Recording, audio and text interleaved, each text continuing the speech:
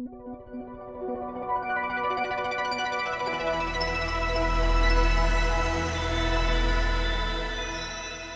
I'm Kim Scarsi from the University of Nebraska Medical Center College of Pharmacy.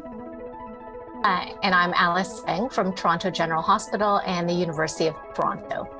Alice and I are delighted to welcome you to the 24th edition of the International Workshop on the Clinical Pharmacology of HIV, Hepatitis, and Other Antiviral Drugs.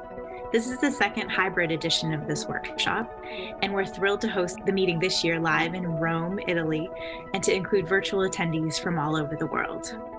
This edition of the workshop gathers experts to discuss pharmacology topics impacting the optimal use of antiviral therapy for HIV, hepatitis, COVID-19, and other viral illnesses. The program includes invited lectures, oral and poster abstract presentations, a live debate, and an expert roundtable, which provides opportunities for rich discussions and knowledge sharing amongst colleagues and friends. Registration for the meeting is still open, and we hope to see you in person in Rome or virtually this September.